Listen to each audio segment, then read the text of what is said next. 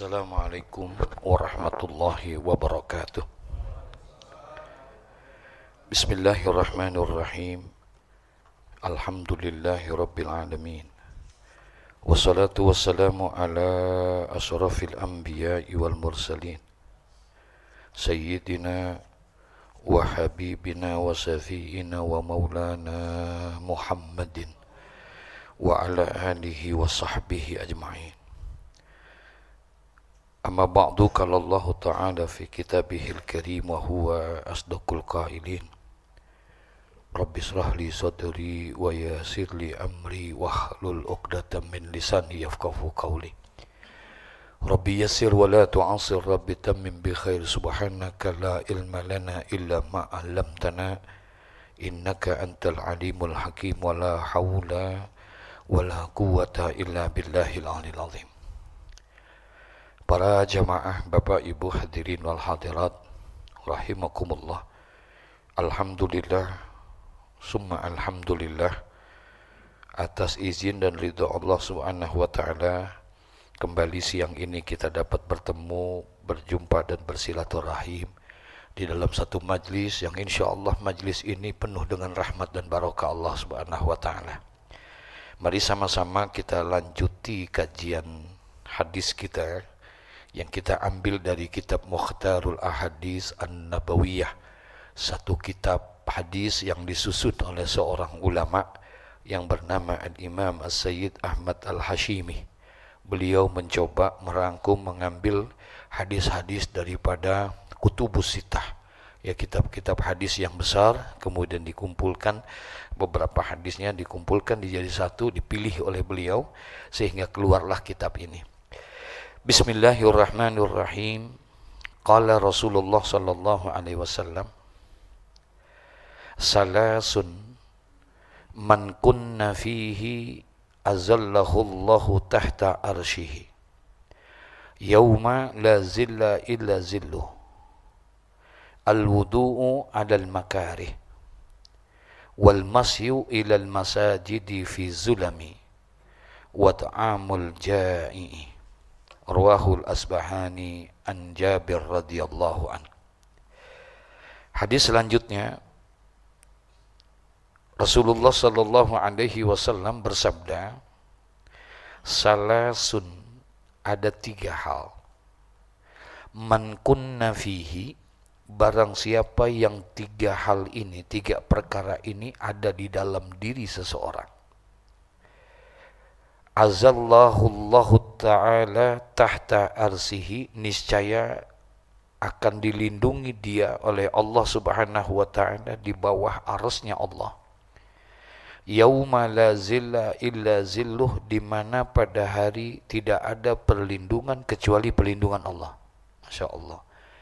Ada tiga hal yang apabila tiga hal ini kita lakukan dan kita kerjakan ada di dalam diri kita, maka nanti pada hari kiamat dijanjikan oleh baginda Nabi Muhammad sallallahu alaihi wasallam bahwa orang itu akan mendapatkan perlindungan dari Allah Subhanahu wa taala.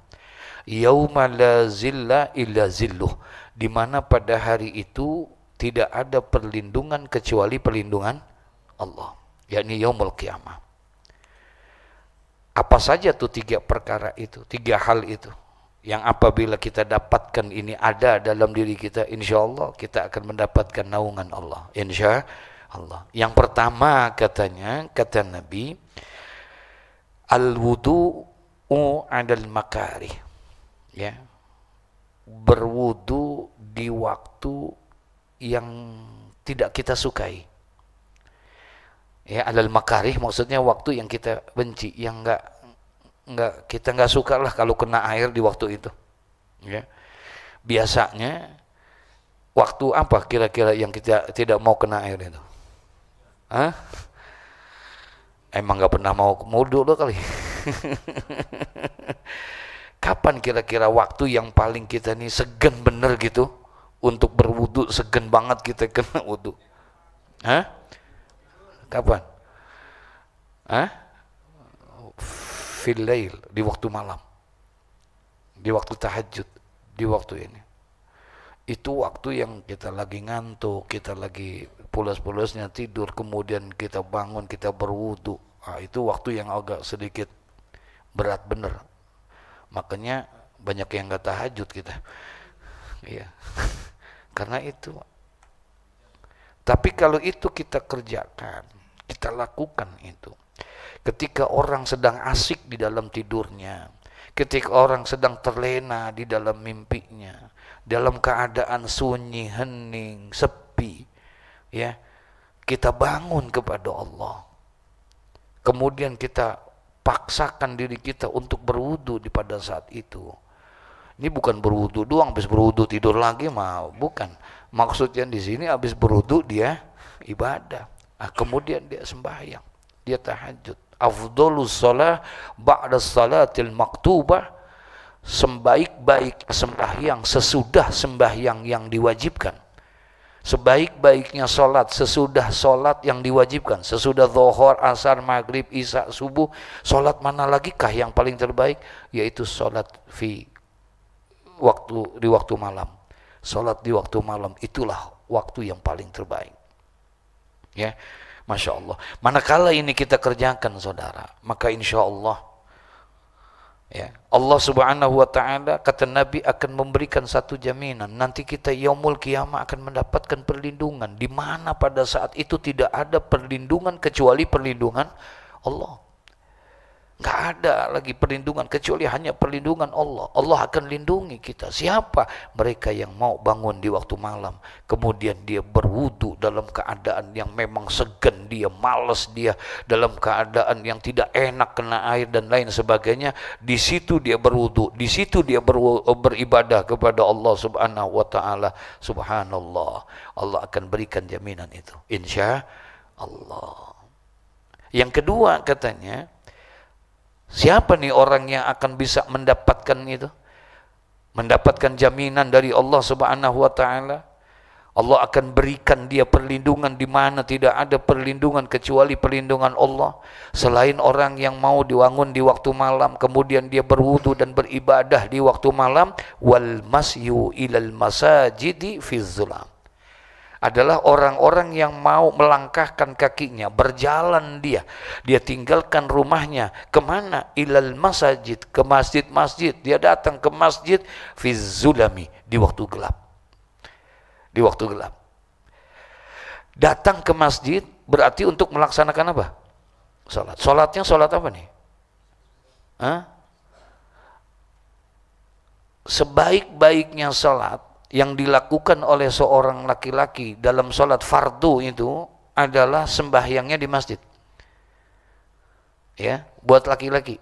Buat laki-laki yang paling afdol, yang paling utama sembahyang zuhur, asar, maghrib, isya, subuh, itu paling afdol sembahyangnya di mana? Di masjid. Bukan di rumah. Ya, di rumah adalah sembahyang sunnah. Sebaik-baiknya sembahyang sunnah buat laki-laki adalah di mana? Di rumah. Termasuk tahajud, termasuk duha, termasuk qobliyah, ba'diyah pun juga dianjurkannya lebih baiknya di mana? Di rumah. Masya Allah. Nah, sekarang ini wal masyu ilal masajidi fi zulami. Kalau tadi ketahuan wudu di waktu yang malas kita berwudu, yaitu di waktu malam, maksudnya untuk beribadah sunnah apa wajib? Sunnah, tahajud. Tapi ini wal masyu ilal masajidi fi zulami, melangkahkan kaki. Orang yang melangkahkan kaki keluar dari rumahnya menuju kepada masjid-masjid di waktu gelap untuk melaksanakan salat. Waktu gelap di sini maksudnya salat apa nih? Subuh. Di waktu subuh dia keluar dari rumahnya, kemudian dia menuju kepada masjid. Orang yang melangkahkan kaki menuju ke tempat masjid yang di waktu yang seperti itu, maka insya Allah dia akan mendapatkan perlindungan Allah Subhanahu wa Ta'ala. Karena sembahyang subuh ini sesuatu yang beda, Pak, berat. Ya, berat. Dia tidak sama dengan sembahyang-sembahyang yang lainnya. Berapa banyak orang yang mohon maaf akhirnya juga terlewat itu sembahyang subuhnya. Ya, karena memang sembahyang subuh ini satu ibadah yang diwajibkan oleh Allah Subhanahu wa taala untuk kita dan dilakukan di waktu yang sedemikian rupa. Apalagi sekarang lagi musim hujan, jam segitu yang enak, ya emang lagi enak-enaknya tidur itu kita. Tapi di situ kita paksakan untuk bisa berjalan menuju masjid melaksanakan sholat subuh, Pak, yang wajib, bukan sunnahnya. Kalau sunnahnya tadi di waktu malam, yaitu sembahyang sunnah tahajud kita. Nah, ini sembahyang subuhnya kita berjamaah. Sembahyang subuh berjamaah, benar ada hadis sholatul jamaah afdalu min sholatil fadzi bisab'i wa isrina darajah. Betul, ada hadis itu. Bahwa sembahyang berjamaah itu nilainya 27 kali dibandingkan dengan sholat yang tidak berjamaah. Ya, sholat berjamaah yang dikerjakan itu punya nilai 27 kali bandingannya dengan orang yang tidak berjamaah. Sholat berjamaah, sholat yang mana? Zuhur, asar, maghrib, isya, subuh. Kalau itu dilakukan, maka dia akan mendapatkan nilai 27 kali bandingannya, kata Nabi Muhammad SAW. Tapi ada waktu-waktu tertentu yang dimana dilakukan itu sembahyangnya berjamaah, Allah kasih bonus lagi tuh sama dia orang, ya. Siapa? Ya ini orang yang sembahyang berjamaah di waktu isya. Orang yang sembahyang berjamaah di waktu isya. Sembahyang di waktu isya itu bukan hanya mendapatkan 27 dia dapatkan, tapi Allah tambahkan bonusnya. Ada hadis man shallal isya fi jama'atin, barang siapa yang sembahyang isya dengan berjamaah, faka'annama qama nisful lail, maka seakan dia telah melaksanakan ibadah separuh malam pada saat itu. Orang yang sembahyang isyanya berjamaah, maka nilainya bukan hanya 27 kali dia dapatkan, tapi dia mendapatkan tambahan apa? Sama dengan orang yang beribadah separuh malam lamanya. Ada orang ibadah, Pak, separuh malam, dari sembahyang isya nggak berhenti, Pak. Baca Qur'annya, sembahyang sunatnya dan lain sebagainya, belum zikirnya, baca Qur'annya sampai jam 12 malam. Ibadah, dia hidupkan qiyamul lail itu. Masya Allah. Kita, mohon maaf, udah ada yang pernah ngelakuin belum? Halo? Ya, kita belum sanggup yang kayak begitu, tapi sholat isya berjamaah nilainya sama tuh dengan yang kayak begitu. Sholat isya berjamaah, kata Nabi, itu nilainya sama dengan orang yang telah menghidupkan peribadatannya dia di waktu malam, separuh malam beribadah, nilainya orang yang sholat isya berjamaah. Subhanallah. Karena di waktu ia juga agak sedikit berat untuk melangkahkan kaki. Satu, pulang kerja misalnya, baru sampai di rumah, betul ya, lagi kumpul sama keluarga, lagi ini itu dan lain sebagainya, disuruh sembahyang berjamaah, nah itu agak berat untuk mendapatkan. Itu sembahyang isya. Nah sekarang ada bonus lagi, ya. Allah Subhanahu wa taala, kata Nabi, akan memberikan perlindungan kepada dia, di mana pada hari itu tidak ada perlindungan kecuali perlindungan Allah Subhanahu wa taala. Buat siapa? Wal masyu ilal masajidi fiz zulami, yaitu buat orang-orang yang melangkahkan kakinya menuju masjid di waktu gelap, di waktu subuh. Dia melaksanakan salat untuk berjamaah di masjid. Subhanallah. Dalam kitab Riyadhus Shalihin, apabila ada orang keluar dari rumahnya dan dia sudah berwudu dengan wudu yang sempurna, kemudian dia keluar dari rumahnya, dia pergi menuju masjid, la yuridu ila shalah, tidak ada tujuan dia pergi ke masjid kecuali pengen ngapain? Pengen sholat. Apa kata Nabi? Maka langkah-langkah kakinya punya nilai ibadah. Langkah kakinya menuju masjid, keluar dari rumah dengan keadaan sudah berwudu, maka dia punya nilai ibadah. Satu langkah kaki kanannya Allah berikan satu kebaikan buat dia, dan satu langkah kaki kirinya Allah Subhanahu wa taala hapuskan dosanya. Udah sholat belum? Belum. Itu baru jalan menuju masjidnya. Allah sudah berikan itu. Apalagi di waktu malam, apalagi di waktu gelap, di waktu subuh, Dia berjalan menuju ke sana untuk melaksanakan sholat berjamaah. Kemudian dia sampai, dia sholat berjamaah buat orang yang sembahyang subuh berjamaah di masjid. Apa kata Nabi Muhammad? Man sholla subha fi jama'atin. Barang siapa yang sembahyang subuh fi jama'atin. Dilakukannya dengan apa? Berjamaah. Faka'annama qama laila kulluh, maka seakan-akan dia telah melaksanakan ibadah satu malam suntuk lamanya. Masya Allah, ibadah semalam suntuk, Pak. Udah pernah belum? Semalam suntuk ibadah udah pernah belum? Kalau suntuk udah pernah belum? Ya, ini kelihatan tampangnya kalau pada suntuk nih. Kita belum pernah ibadah semalam suntuk, beribadah kepada Allah. Ya, ibadah malam itu ada yang namanya qiyamul lail, ada juga namanya tahajud. Kalau qiyamul lail belum tentu tahajud, tapi kalau tahajud insya Allah sudah pasti apa? Qiyamul lail. Ya, kenapa? Karena qiyamul lail itu ibadah, menghidupkan di waktu malam. Dia beribadah kepada Allah. Makanya ulama menggambarkan itu salat tarawih itu pun juga termasuk qiyamul lail. Tarawih itu qiyamul lail. Ya. Ada doa yang sering kita dengar gini. Allahumma rabbana taqabbal minna salatana wa siyamana wa qiyamana wa ruku'ana wa sujudana wa takhassu'ana wa ta'abudana wa tammim taksirona ya Allah. Itu ada doa tuh. Itu biasanya doa itu dibacanya di waktu apa tuh? Di bulan Ramadan. Biasanya itu sering familiar benar itu doa sama kita. Kita sering dengar. Allahumma rabbana taqabbal minna salatana. Ya Allah, ya Tuhan kami, terimalah salat-salat kami. Insya wasiyamana, dan terimalah puasa kami. Terus apa lagi? Wa qiyamana. Maksud dari qiyamana ini salatut tarawih, dan terimalah tarawih kami ya Allah. Subhanallah. Jadi qiyamul lail belum tentu tahajud. Ibadah yang dilakukan di waktu malam untuk menghidupkan malam-malam beribadah itu namanya qiyamul lail. Beda dengan tahajud. Tahajud ibadah, makanya tadi dia bilang tahajud itu sudah pasti qiyamul lail. Tapi kalau qiyamul lail belum tentu tahajud. Kenapa? Karena tahajud kata ulama syaratnya dua.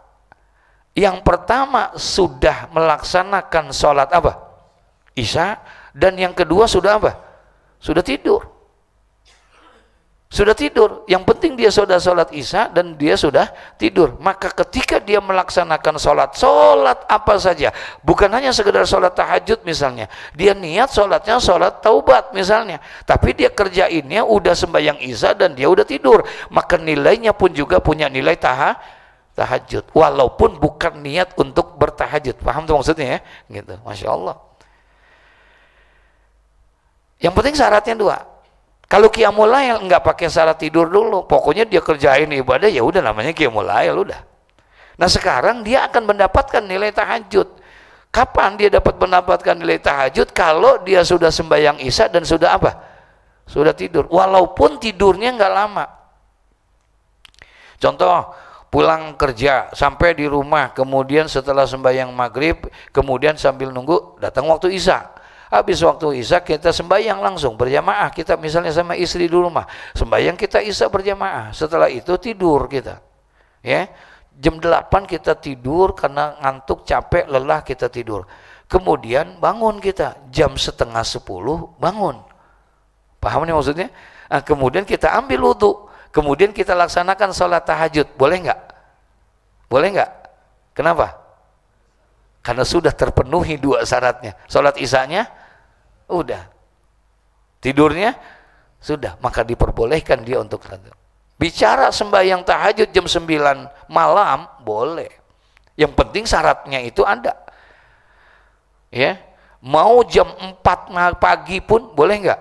Boleh. Yang penting syarat itu ada. Tapi waktu yang paling afdol untuk bertahajud, kalau bicara boleh tadi jam berapa aja boleh, yang penting syaratnya ini. Tapi waktu yang paling afdal untuk bertahajud fi sulusil lail, sepertiga malam kita di situ beribadahnya.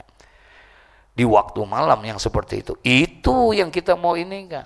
Kalau bicara boleh mau boleh. Ya, kalau bicara boleh, boleh kita. Nah, sekarang kita laksanakan itu tahajudnya, sekalipun tidurnya sebentar, atau sembahyang isya-nya bukan di waktu isya. Ada nggak sembahyang isya yang kita lakukan bukan di waktu isya? Hah? Ada. Kapan? Ketika kita sedang musafir. Ketika kita sedang dalam keadaan musafir, berangkat kita dari Jakarta mau menuju ke Bandung. Berangkat jam 5. Setengah 5 habis sembahyang asar kita jalan. Berangkat kita. Ternyata setengah 7 maghrib di jalanan, di rest area 90. Paham nih? Waktu maghrib sudah ada belum?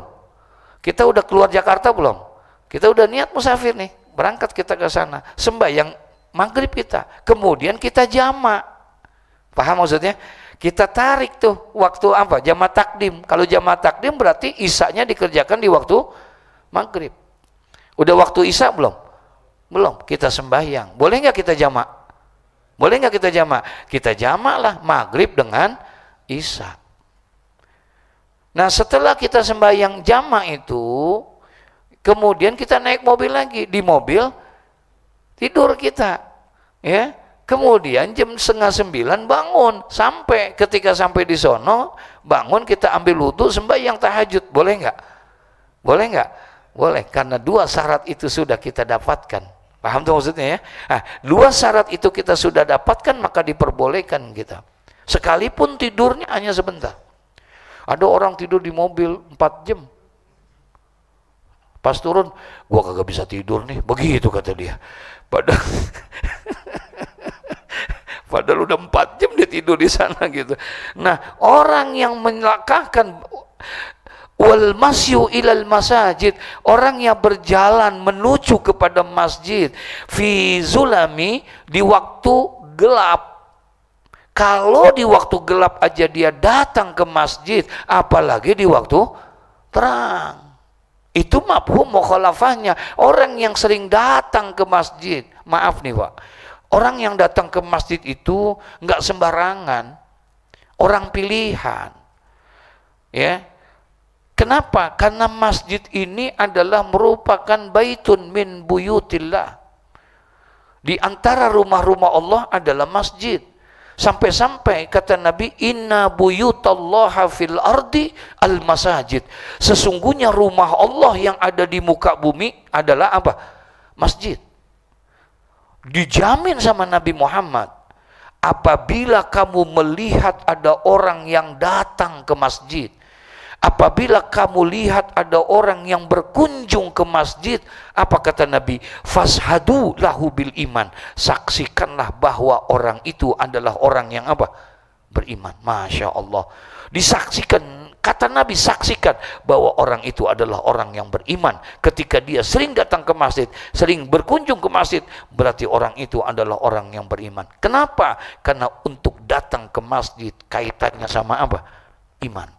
Kalau nggak ada iman mah berat Pak untuk datang ke masjid. Berat nggak? Berat, Masya Allah. Ya, makanya kita nggak perlu heran kalau ada orang, maaf, ada orang yang rumahnya deket di masjid, hanya 20-30 meter ke masjid, tapi ternyata tidak sampai-sampai ke masjid. Ya, ada nggak? Iya. Padahal dekat rumahnya. Berat, sementara kemana saja sampai, tapi ke situ nggak bisa.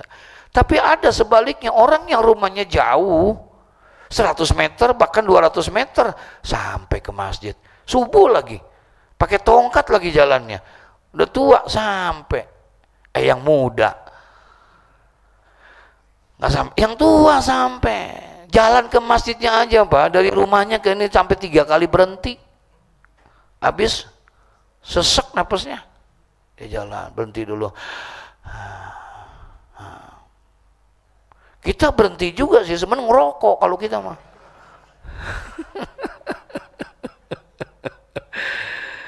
Nah, ada orang yang bisa melangkahkan, makanya beruntung benar kita kalau seandainya tergerakkan hati kita untuk bisa seperti itu. Mampu kita melaksanakan wudhu di waktu yang malas berwudhunya, waktu yang paling kita benci untuk berwudhu, nggak senang kita. Wah udah kalau di waktu begitu, oh, enggak dah, bukan waktunya berwudu itu. Kita lagi ngantuk-ngantuknya disuruh ngapain? Suruh berwudu. Nah sekarang kita lawan, kita berwudu di waktu itu. Apa kata Nabi? Allah akan berikan perlindungan kepada dia, di mana pada saat itu tidak ada perlindungan kecuali perlindungan siapa? Allah. Dan yang kedua, Allah akan berikan perlindungan kepada dia, di mana pada saat itu tidak ada perlindungan, dibutuhkan perlindungan, dan perlindungan itu hanya milik Allah. Siapa? Orang-orang yang bisa berjalan menuju kepada masjid. Di sini ditulisnya fizzulami, di waktu gelap. Ini mafhum mukhalafahnya, artinya pengertian kebalikannya itu, kalau di waktu gelap saja dia datang ke masjid, apalagi di waktu terang. Paham tuh ya? Itu. Apalagi di waktu terang. Makanya gerakan sekarang ini Pak, di mana-mana suka ada gerakan namanya suling. Suling itu subuh keliling. Ada nggak tuh? Nah, itu suka diadakan gerakan. Ini gerakan ini Pak, ternyata dipantau oleh mereka orang-orang, maaf, di luar Islam sana. Ini gerakan yang bahaya. Ini gerakan yang bahaya. Bagaimana caranya mereka mencoba untuk menghentikan supaya gerakan-gerakan sholat subuh berjamaah ini tidak berjalan. Kenapa? Karena dikhawatirkan gerakan sholat subuh ini bisa menumbuhkan semangat yang luar biasa. Di waktu subuh saja dia berani berjamaah seperti ini. Sholat berjamaah ini kan bukan hanya sekadar berjamaah begitu aja, Pak. Rasulullah Shallallahu Alaihi Wasallam jadikan sholat berjamaah ini, ya, masjid ini adalah merupakan sebuah sarana untuk membangkitkan semangat umat Islam pada saat itu. Dari masjid Nabi Muhammad sudah bisa membangun daulah Islamiyah. Ini apa namanya, masjid ini Masya Allah luar biasa Pak, ya bener. Rasulullah di Mekah 13 tahun pertama dalam dakwahnya, emang Nabi nggak bangun masjid, nggak ada masjid yang dibangun oleh Rasulullah di dalam perjuangan dakwah pertamanya Nabi Muhammad. Kenapa? Karena situasi dan kondisinya tidak memungkinkan. Jangankan untuk bangun masjid, sholat berjamaah aja susah nggak? Susah di zaman itu. Siapa yang berani sholat jamaah? Ketahuan, di embargo. Kagak boleh, masalah ekonominya, masalah ininya. Dimusuhin dia, bahkan dizalimin dia ketika pada saat itu. Jadi Nabi nggak bangun yang namanya masjid di kota Mekah. Tapi lihat, ketika Rasulullah hijrah, meninggalkan kota Mekah menuju kepada Madinah, Masya Allah, di situ baru tampak Rasulullah. Dari Mekah Madinah 9 hari 9 malam. Kemudian sebelum sampai ke kota Yasrib, sebelum sampai ke kota Madinah, Rasulullah mampir terlebih dahulu istirahat di satu kampung, namanya apa? Kuba. Ada kampung namanya Kuba. Apa yang dilakukan oleh Nabi? Ternyata Nabi mendirikan masjid. Pertama sampai sudah mendirikan masjid. Masya Allah. Kenapa? Karena masjid adalah merupakan benteng di masjid. Kemudian nggak berapa lama, 4 hari dia di situ. Senin, Selasa, Rabu, Kamis, Jumat berangkat. Ketika Jumat berangkat dari Masjid Kuba, dia pergi menuju kemana? Dia pergi menuju kepada Yasrib. Tapi sebelum sampai di Yasrib, ternyata dia mampir ke dalam satu tempat Bani Salamah. Di situ ada perintah sholat Jumat, kemudian sehingga akhirnya Nabi melaksanakan sholat Jumat dan membangun masjid di situ. Sampai sekarang di Madinah ada namanya masjidnya Masjid Jumu'ah. Ada Masjid Kuba, masjid yang pertama dibangun oleh Nabi. Yang kedua adalah Masjid Al-Jumu'ah. Ya. Nah, baru setelah itu Nabi bangun Masjid Nabawi. Jadi Masjid Nabawi bukan masjid yang pertama dibangun oleh Rasulullah. Ya, itu justru masjid yang keberapa? Dalam 1 minggu Nabi bangun 3 masjid. Masya Allah. Ini hebatnya masjid. Kenapa? Maka pantas orang-orang yang memakmurkan masjid, orang-orang yang menghidupkan masjid, yang rela berjalan baik di waktu gelap maupun di waktu terang, orang yang seperti itu dia akan mendapatkan perlindungan di mana tidak ada perlindungan kecuali perlindungan Allah. 2, yang terakhir, wa ta'amul ja'i. Orang akan mendapatkan perlindungan ketika dia mampu memberikan makan kepada orang yang membutuhkan. Ada kepedulian kepada orang lain. Masya Allah. Ya, kita berikan itu makanan kepada mereka yang membutuhkan. Kita berikan kepada mereka orang-orang yang membutuhkan, timbul kepedulian kita. Maka orang yang seperti itu, orang yang ada rasa kepedulian, perhatian kepada saudaranya yang tidak mampu, maka orang yang seperti itu akan mendapatkan perlindungan dari Allah Subhanahu wa taala. Insya Allah. Allah senang kepada orang-orang yang seperti itu. Orang yang peduli itu, orang yang murah itu, kalau dalam bahasa agama namanya sakhi. Namanya sakhi. Sementara orang yang tidak pernah memberikan itu namanya bakhil. Jadi sakhi lawan katanya bakhil. Bakhil lawan katanya sakhi. Sakhi dermawan, bakhil pelit. Nah, sering saya sampaikan, jadi buat orang yang dermawan itu tidak ada tempatnya kecuali adalah surganya Allah. Pertama kali Allah menciptakan surga, ya, lamma khalaqallahul jannah, ketika Allah pertama kali menciptakan surga, jadi itu surga. Kemudian surga ngomong, apa kata surga? Ya Rabbi, lima khalaqtani. Ya Allah, engkau jadikan aku menjadi surga ini buat siapa? Ini tempat yang indah seperti ini buat siapa ya Allah? Apa kata Allah? Likulli sakhiyin wa taqiyin. Aku jadikan engkau menjadi surga ini adalah untuk orang-orang yang sakhi, orang-orang yang murah, orang-orang yang dermawan. Wattaqiyin, dan orang-orang yang bertakwa. Insya Allah. 3 ini mudah-mudahan kita bisa mengamalkannya. Kita bisa menghidupkan berwudu kita di waktu-waktu yang memang berat untuk kita berwudu. Kemudian kita mampu melangkahkan kaki kita menuju tempat-tempat yang diridhoi ya Allah, yaitu masjid, terutama di waktu yang apa? Yang di waktu yang gelap, waktu subuh, dengan harapan setiap waktu pun kita bisa lakukan itu.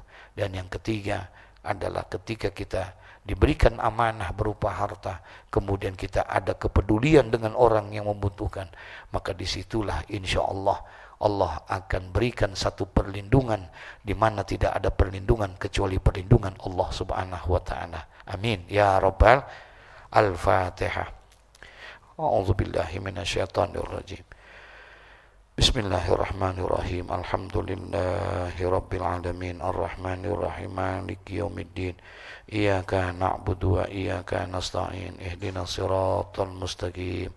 Siratal ladzina an'amta 'alaihim ghairil maghdubi 'alaihim waladdallin. Astaghfirullahaladzim. Bismillahirrahmanirrahim. Alhamdulillahi rabbil alamin. Allahumma salli wa sallim ala Sayyidina Muhammad wa ala ali Sayyidina Muhammad. Allahumma ahsin akibatana fil umuri kulliha wa adhinna min khizyid dunya wa adhabil akhirah. Allahumma zidna ilman nafi'ah wa rizqan wasi'ah wa amalan salihan mutaqabbalah. Allahumma rabbana atina fid dunya hasanah wa fil akhirati hasanah wa qina azaban nar. Wa sallallahu ala Sayyidina Muhammad wa ala alihi wa sahbihi wasallam. Walhamdulillahi rabbil alamin. Summa assalamualaikum warahmatullahi wabarakatuh.